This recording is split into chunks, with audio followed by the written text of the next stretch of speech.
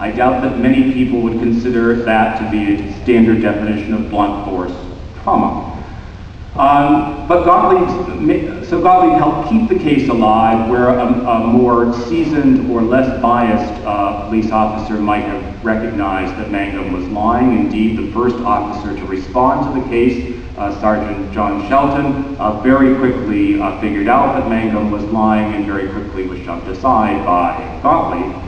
And Gottlieb's claim to fame in the case came in the production in July of what became known as the Straight from Memory notes, a 32-page typewritten, unsigned, undated document that miraculously seemed to fill all sorts of holes that were present in Nifong's case, most notoriously Mangum's description of her alleged attackers.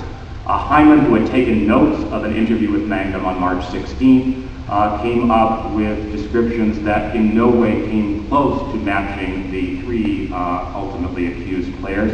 Gottlieb's recollection of this conversation had Mangum giving dead-on descriptions of the three accused players that also bore remarkable similarities to their height, weight, and measurements that were available on the Duke University website. And 3 months after it had occurred, this was in a deposition where he repeatedly was unable to recall all kinds of other conversations that occurred in the case. And he admitted that he had was able to produce no contemporaneous notes, which is a normal police practice. He said, in fact, that he had kept contemporaneous notes, however, during the case. He kept them on a dry eraser board where miraculously they were erased, and therefore he could not produce them. For this, he blamed Detective Himan. He said that it was Hyman's job to digitally photograph the Gottlieb dry eraser board every night before Gottlieb got out the eraser. This would be sort of the dog-ate-my-homework excuse to police notes. Gottlieb, again, is still on the force, and the police department produced a report this past spring that basically said that Gottlieb handled this case properly. The third person within the criminal justice system who was critical in terms of keeping the case alive for Nifong to exploit was the first judge assigned to the case, Nifong's former boss, former Durham DA Ron Stevens. Stevens signs this non-testimonial order requiring all 46 white Duke lacrosse players to give DNA and submit to photographs on March 23rd. It is the publication of that NTO that brings the case into the media firestorm and starts this whole ball rolling. In theory, judges are supposed to have some, at least minimal, respect for civil liberties. And, we just can't go out and order someone to hand over their DNA. The police are supposed to have at least some reason to believe, in fact, a probable cause to believe that the person might have committed the crime. The Durham police had no such probable cause, certainly for all 46 lacrosse players. And let's take the easiest example of these, lacrosse player named Brad Ross. Ross did not, his first name was not Matt, Adam, or Brett. His descriptions did not match those given to Mangum by Himan. His description also didn't match those magically remembered by Mark Gottlieb 4 months later.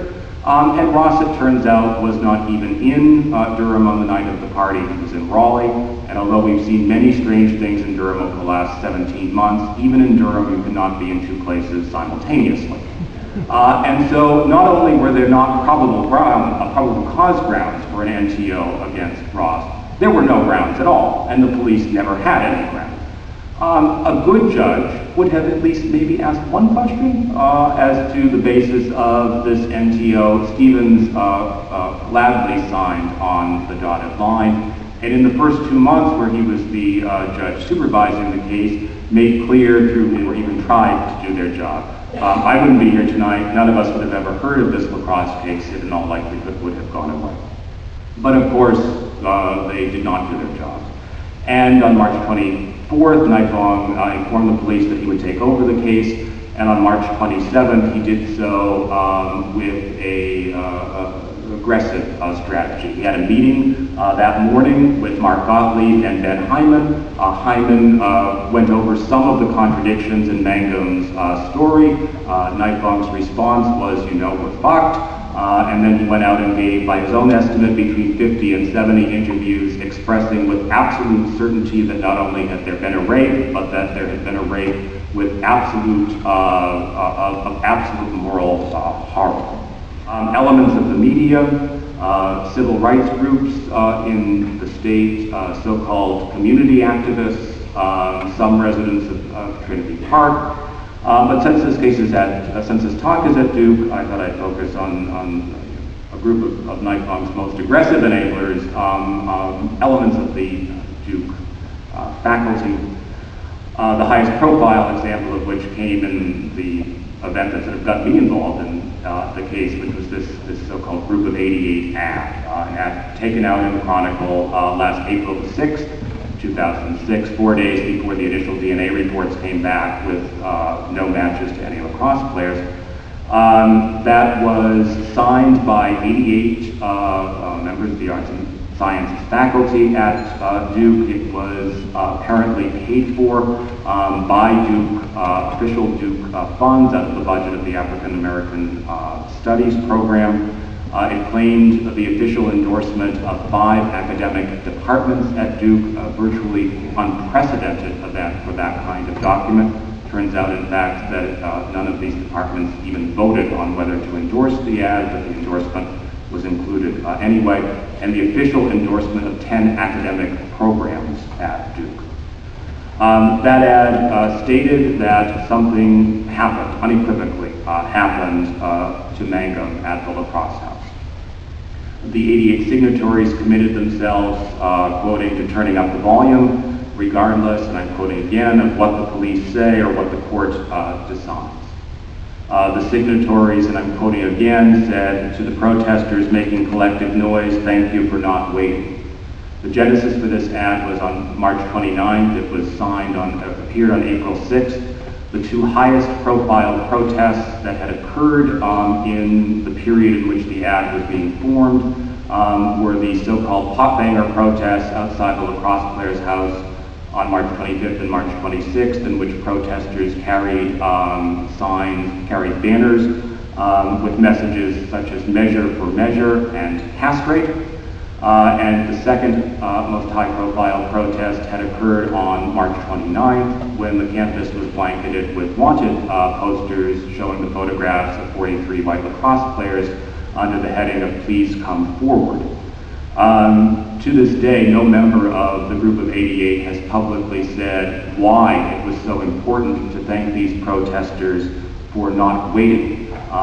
And I suspect that many published a public letter. A former professor of English who was hired away by Vanderbilt. On March 29th, Baker advocated the immediate firing of Mike Pressler and the immediate dismissal from Duke of all 46 white lacrosse players, and perhaps the lone African American on the team as well. Baker was not quite clear whether the one black student could be spared from his rush to judgment acts. Quite appropriately, that letter triggered a very strong public response from Duke's provost, Peter Lang, really the only forceful statement that came from a Duke administrator for most of this case.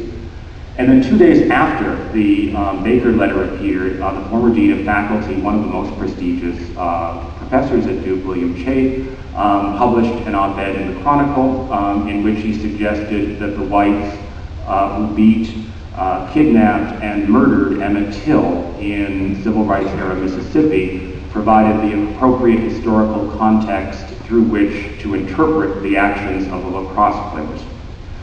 Chafe's op-ed was nominated in 2006 by History News Network, as a collective blog of public interest historians, as one of the 4 worst uses of historical analogies to appear in the calendar year of 2006. Very rarely done. Had 3, I think, longer-term effects that are of relevance to us.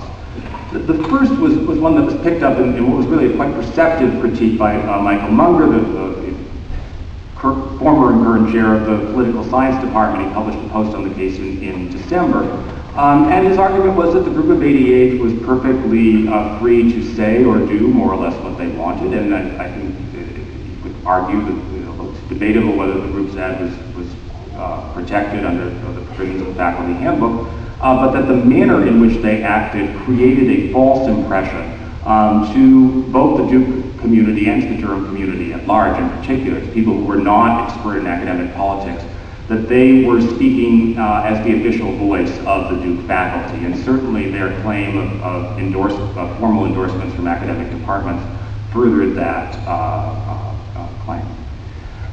It is very difficult to imagine that the group's forceful protest and the similar protest that had occurred by Chafe, by Baker, by several anti-lacrosse faculty members at a very contentious March 30th faculty meeting did not have a significant effect on the administration.